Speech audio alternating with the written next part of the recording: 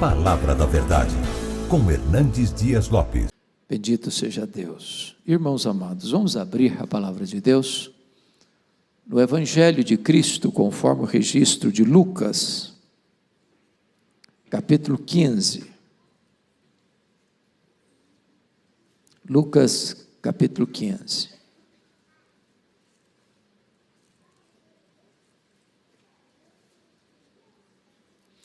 Nós faremos a leitura a partir do verso 25 até o verso 32. Está escrito: Ora, o filho mais velho estivera no campo, e quando voltava, ao aproximar-se de casa, ouviu a música e as danças. Chamou um dos criados e perguntou-lhe que era aquilo. E ele informou: Veio teu irmão, e teu pai mandou matar o novilho cevado, porque o recuperou com saúde. Ele se indignou e não quis entrar. Saindo, porém, o pai procurava conciliá-lo, mas ele respondeu a seu pai: Há tantos anos que te sirvo sem jamais transgredir uma ordem tua, e nunca me deste um cabrito sequer para alegrar-me com os meus amigos. Vindo, porém, esse teu filho, e desperdiçou os teus bens com meretrizes, tu mandaste matar para ele o novilho cevado. Então lhe respondeu o pai: Meu filho, tu sempre estás comigo, tudo o que é meu é teu. Entretanto, era preciso que nos regozijássemos e nos alegrássemos, porque este teu irmão estava morto e reviveu, estava perdido e foi achado. Meus amados, eu gostaria de forma breve conversar com vocês sobre o seguinte tema: perdido na casa do Pai. Perdido na casa do Pai. Aqui em Lucas 15, Jesus contou 3 parábolas. A parábola da ovelha perdida, da dracma perdida, e a parábola conhecida por todos como a parábola do filho pródigo. Quando a ovelha perdida foi encontrada, o pastor chama todos para se alegrarem com ele. Quando a dracma perdida foi encontrada, a mulher chama suas amigas para se alegrarem com ela. Quando o filho pródigo voltou para casa, o pai ofereceu uma festa. Porém, nessas 3 parábolas, a única pessoa que não está alegre e feliz é o irmão mais velho. Diz o texto que nesta festa do encontro, nesta festa do resgate, nesta festa da salvação, há uma voz que destoa, porque o filho mais velho está triste, porque o pai recebeu o pródigo com alegria. Ele está irado, porque o pai foi misericordioso com o pródigo que voltou. E ele está do lado de fora de casa, porque o pródigo está do lado de dentro de casa. Aqui, irmãos, há um grande perigo que Jesus adverte.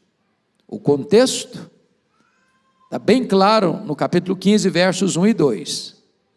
Aproximavam-se de Jesus todos os publicanos e pecadores para o ouvir. Está escrito no verso 2: E murmuravam os fariseus e os escribas, dizendo: Este recebe pecadores e come com eles. Então, nesta parábola, chamada a parábola do filho pródigo, os escribas e fariseus representam este filho mais velho. Os publicanos e pecadores representam este pródigo, que viveu dissolutamente, mas que se arrependeu, se voltou para o Pai, voltou para Deus, foi perdoado. Então, a grande pergunta hoje: onde entra a foto da nossa vida? Em que moldura? Em que moldura? Do pródigo que voltou? Ou do mais velho? Que, embora vivendo na casa do pai, encerra a história do lado de fora da casa do pai. Então, eu gostaria que nós pudéssemos observar aqui alguns princípios. Primeiro, o filho mais velho vive dentro da casa do pai, mas desobedece os dois principais mandamentos da lei de Deus. E a pergunta é: quais são os dois principais mandamentos da lei de Deus? Amar a Deus e ao próximo. O pai na parábola aqui representa Deus. O irmão representa o próximo. Esse filho mais velho, que é uma espécie de retrato dos escribas, dos fariseus, daqueles que se acham melhores, mais justos, mais dignos, eles estão na casa do Pai, mas eles estão perdidos na casa do Pai, porque não amam. Ele não ama nem o pai, e ele não ama o irmão. Meus irmãos, há um risco muito grande das pessoas estarem na igreja, trabalharem na igreja, serem zelosas com as coisas da igreja. Há o risco de uma pessoa estar na igreja e nunca ter se envolvido com coisa errada, de mundanismo, se perverter moralmente, de se sujar nos pântanos da vida, de ser zeloso com a sua apresentação, mas tudo isso não passar de uma capa religiosa, de uma tradição religiosa, de um zelo religioso. Fazer tudo isso por tradicionalismo, sem amar a Deus, sem amar o próximo.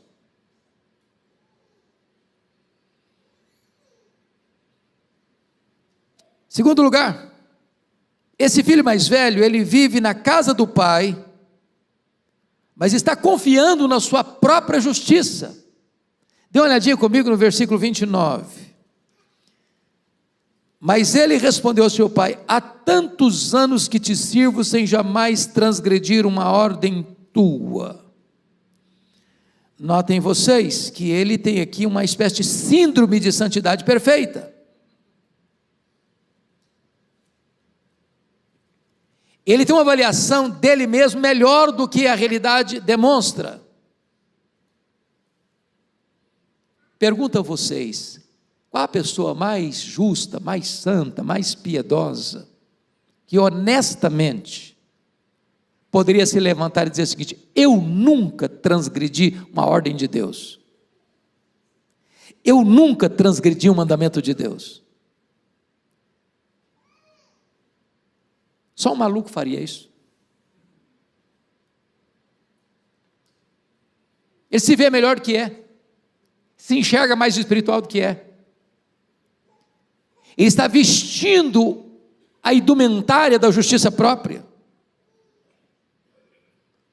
Ele é veloz em identificar os erros do seu irmão. Este desperdiçou os teus bens, vivendo como meretrizes, uma vida dissoluta, uma vida errada. Eu não. Eu nunca botei meus pés num lugar errado, eu nunca frequentei um ambiente errado, eu nunca pus na minha boca coisa errada, eu nunca pus diante dos meus olhos coisa errada. Eu sou maravilhosamente justo.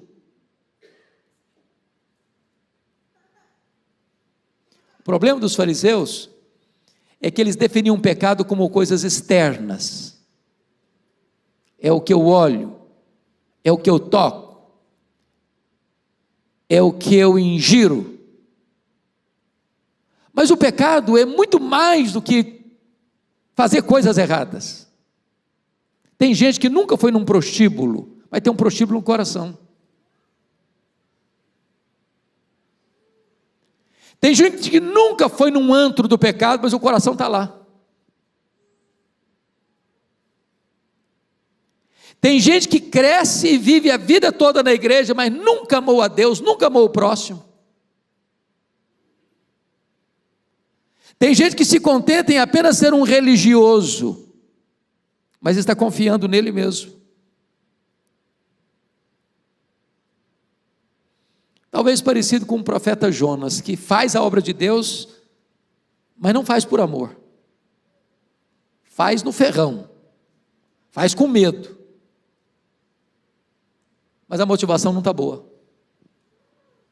Mas em terceiro lugar, notem comigo,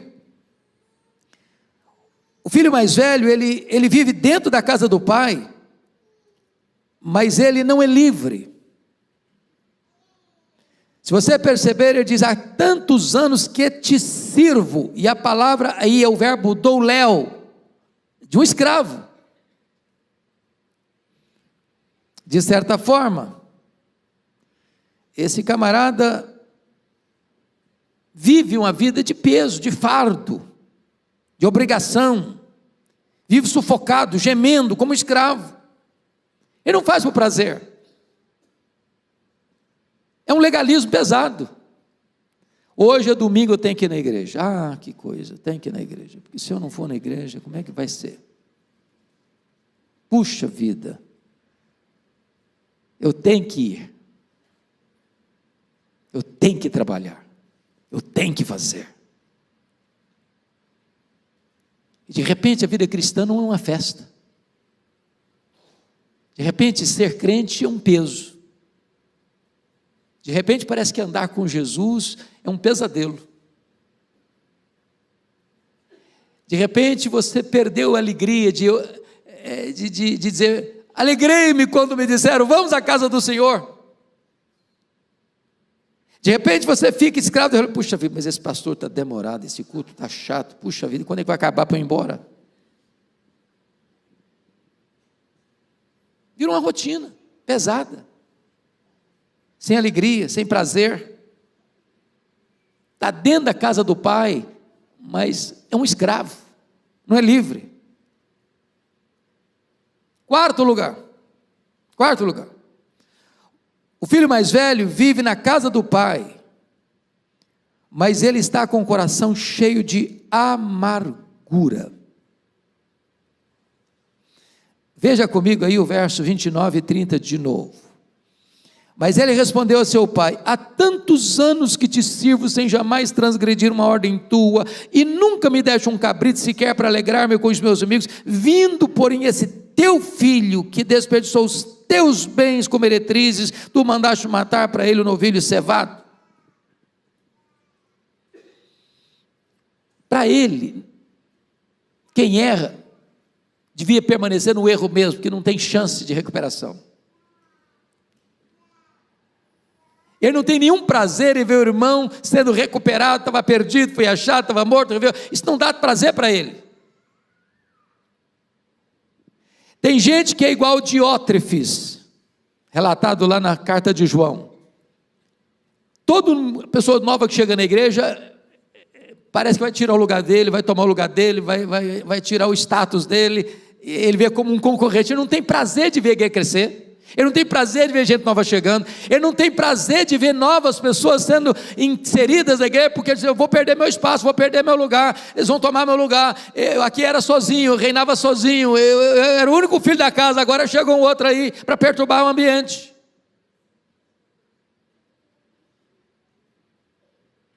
Na sua religião não existia oportunidade de restauração para as pessoas, mas mais, ele se sente injustiçado pelo pai. Olha, eu a vida inteira eu te sirvo, Nunca me deste um cabrito para me alegar com os meus amigos. Agora, esse aí, teu filho, não fala meu irmão não, esse teu filho, não é meu irmão não.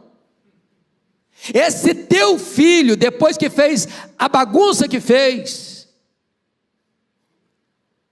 o senhor manda matar o bezerro cevado. Bezerro cevado aqui, irmãos, é um símbolo, né? Porque o hábito naquela época é que se mantinha um bezerro criado da melhor forma, para uma ocasião muito especial, de celebração, de festa.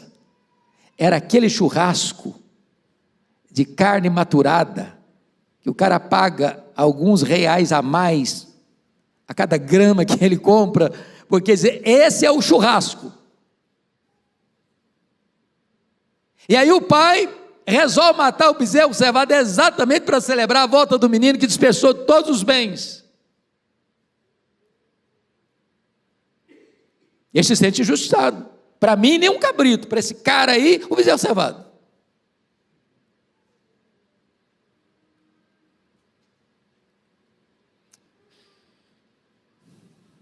Se você perceber, a postura dele, esse teu filho, ele está dizendo o seguinte: comigo esse cara não tem comunhão. Ele é só teu filho, ele não é meu irmão. Não há espaço na agenda dele para amar, não há espaço na agenda dele para perdoar, não há espaço na agenda dele para acolher, não há espaço na agenda dele para trazer de volta e dar uma segunda chance. É uma religião legalista, pesada, sem amor, sem graça, sem perdão. Agora, vamos entender uma coisa. O ódio ou a indiferença que o irmão mais velho sente pelo irmão mais novo, pródigo, aos olhos de Deus, não é menos grave do que a vida dissoluta que o irmão viveu. Querem um exemplo? Querem um exemplo? Vá comigo lá para Gálatas, depois você volta para cá, para Lucas. Vai lá para Gálatas comigo, só um pouquinho para a gente ler sobre isso. Gálatas capítulo 5.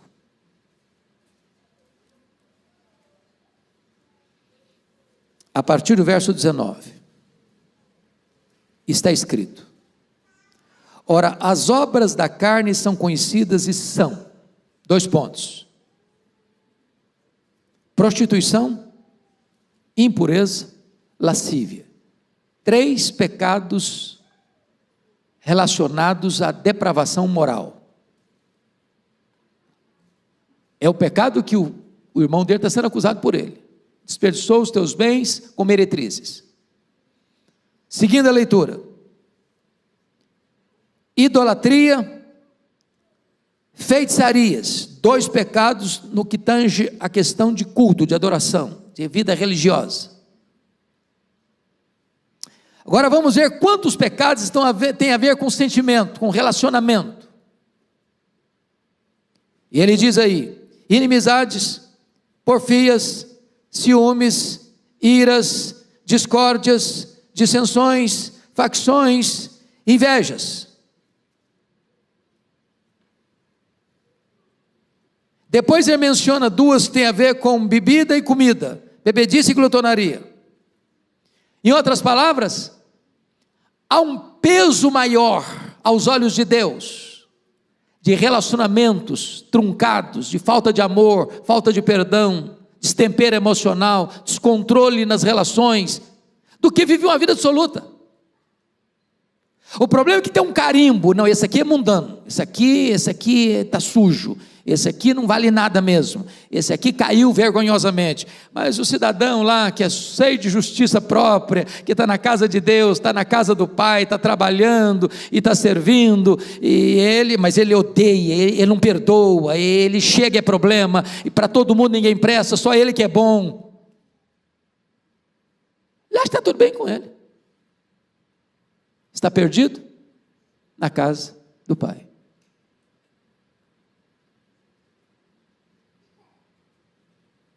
Se você perceber, o ressentimento dele isola-o não só do irmão, isola-o também do pai.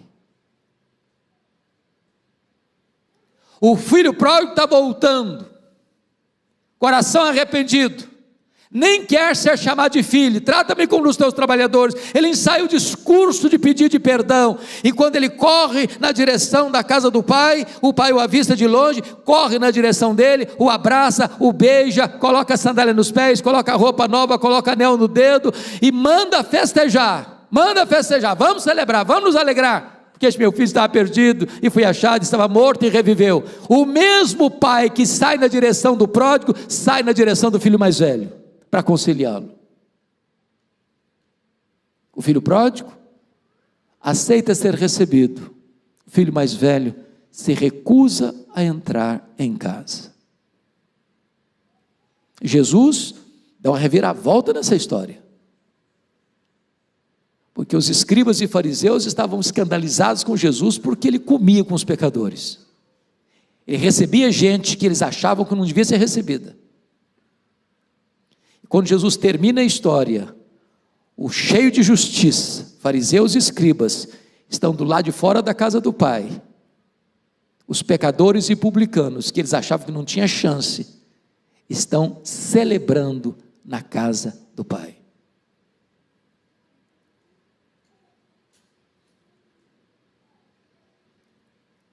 Se vocês perceberem comigo, voltando para Lucas 15, notem comigo o versículo 31. Então lhe respondeu o pai: meu filho, tu sempre estás comigo, tudo que é meu é teu, tu sempre estás comigo. Em outras palavras, o filho mais velho estava na casa do pai, mas vivendo solitariamente. Agora há pouco, eu e o pastor Arival estávamos conversando no gabinete sobre a questão de tratamentos acerca de Deus. Ele tem o mesmo problema que eu, e eu tenho o mesmo problema que ele. Eu fico muito constrangido quando eu canto uma música me referindo a Jesus ou a Deus como você. Constrangimento. Tem muita música hoje que trata Jesus como um namoradinho, parece que faz assim uma relação de intimidade. Quando eu vou para a Bíblia, eu não encontro isso. As pessoas que andaram mais perto de Deus, se referiram a Deus de uma maneira muito reverente. Senhor, soberano.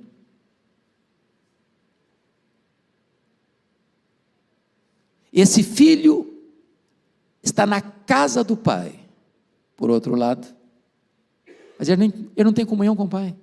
Meu filho, eu sempre estive contigo,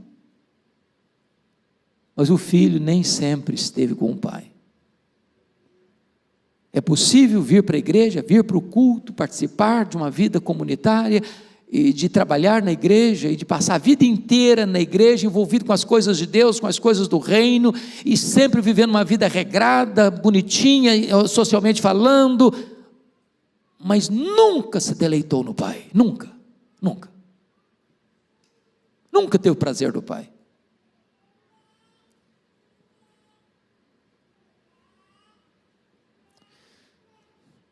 Notem mais, 6º lugar, o filho mais velho vive na casa do pai, mas não se sente dono do que é do pai. Eu fico impressionado com o que o pai diz para ele. Tudo, finalzinho do versículo 31, tudo que é meu é teu. Preste atenção que ele está reclamando, amargurado com o pai, dizendo: eu nunca tive um cabrito. Nunca me deste um cabrito para eu me alegrar com os meus amigos. E o pai diz: meu filho, você não entendeu nada até hoje.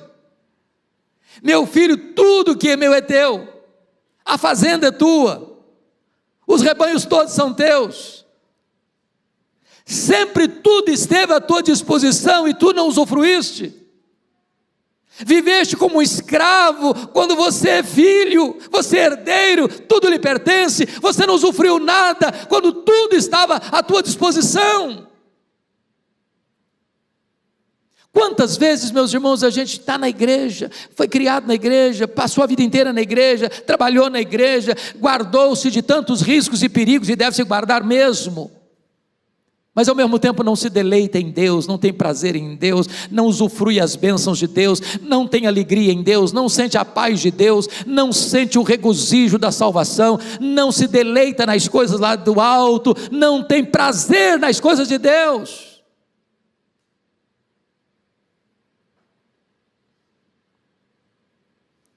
A Bíblia fala que Jesus trouxe para nós vida abundante, a Bíblia diz que Jesus tem água viva, a Bíblia diz que Jesus tem a suprema grandeza do seu poder, a Bíblia diz que nós temos a paz que excede todo entendimento, a Bíblia diz que nós temos uma alegria indizível e cheia de glória, a Bíblia diz que o próprio Deus é a delícia da nossa alma. E quantas vezes o crente está vivendo uma vida assim, murcha, árida, seca, pesada, legalista, perdido na casa do Pai. Crente que nunca celebrou, nunca festejou, nem um cabrito sequer.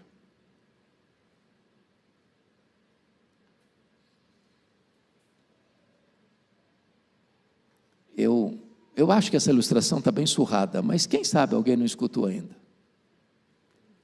Daquele cidadão que era muito seguro, assim, dava tchau para as pessoas de mão fechada. Um dia resolveu juntar um dinheiro dele para fazer uma viagem, um cruzeiro. E ele levou a marmita dele, matutagem dele, para não gastar. Frango com farofa. E ele ficava assim, desesperado, porque tinha banquetes e mais banquetes. E as pessoas se refestelando nas comidas mais saborosas, mais variadas, e ele lá no cantinho, bem escondidinho, comendo um frango com farofa. A viagem demorou mais de uma semana, a comida dele começou a azedar, e ele começou a passar fome. E as pessoas comendo as mais finas iguarias. Até que um dia alguém perguntou: camarada, mas vejo sempre você aí no canto, você não participa das festas, você não participa dos banquetes, o que está acontecendo? Falei: eu estou economizando, eu não tenho dinheiro para comer essas coisas gostosas que vocês estão comendo aí não. Falei: rapaz, está no pacote,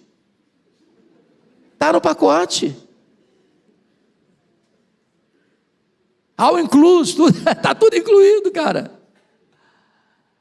Meus irmãos, tem gente que já fez parte do banquete da salvação, você já tem a vida eterna, você já é filho de Deus, você já é herdeiro de Deus, você já é dono de tudo, e está vivendo como escravo, passando fome, comendo farofa vencida,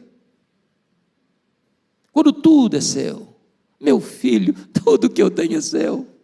Você está reclamando de um cabrito, os cabritos todos da fazenda são tudo teus.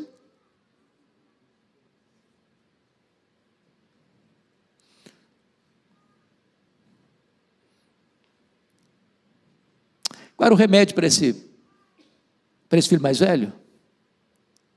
Era fazer o que o outro fez. Um estava perdido fora de casa, o outro estava perdido dentro de casa. O que estava perdido fora de casa se arrependeu e voltou. O que estava perdido dentro de casa saiu, e não consta que ele entrou na casa do Pai.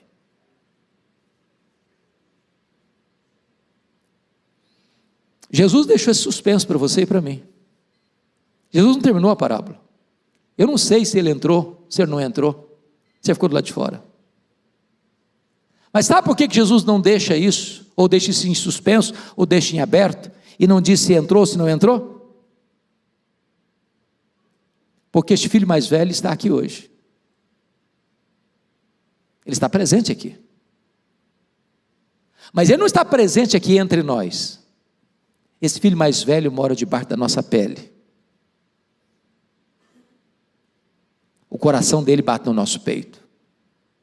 O sangue dele corre em nossas veias. E a pergunta é: e você? Vai entrar para a casa do Pai? Vai celebrar com o Pai? Vai receber seu irmão? Vai festejar a festa da reconciliação? Essa resposta eu não posso dar.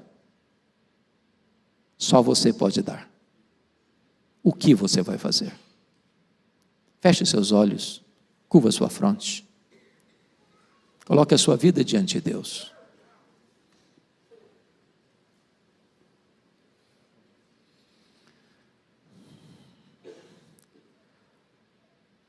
Ó Deus, cada um de nós aqui tem um pouco do pródigo, tem um pouco do filho mais velho. Às vezes nós até parecemos com os dois mesmo. Mas a tua palavra nos diz que tu conheces aqueles que são teus. A tua palavra nos diz que tu buscas a verdade no íntimo. A tua palavra diz que tu conheces, não apenas pela aparência, mas tu conheces o coração.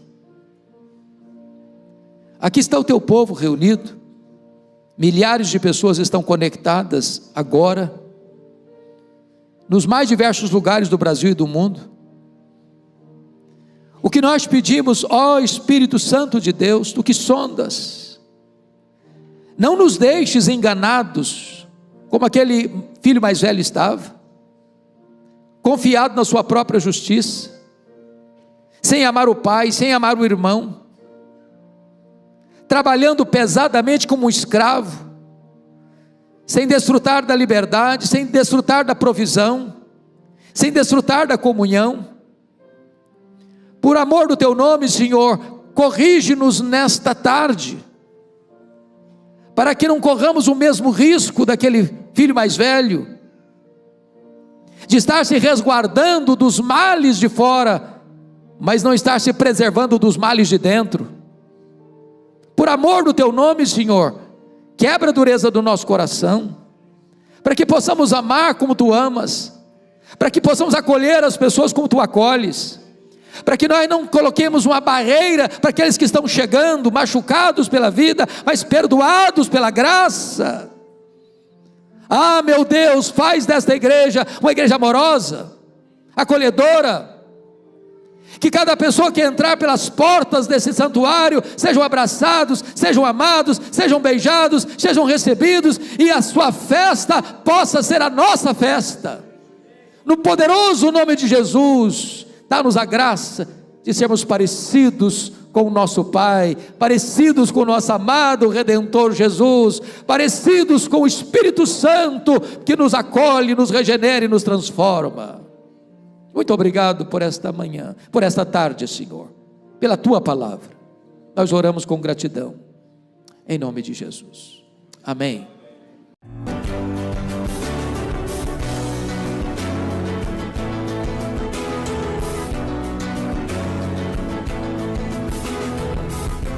Palavra da Verdade, com Hernandes Dias Lopes.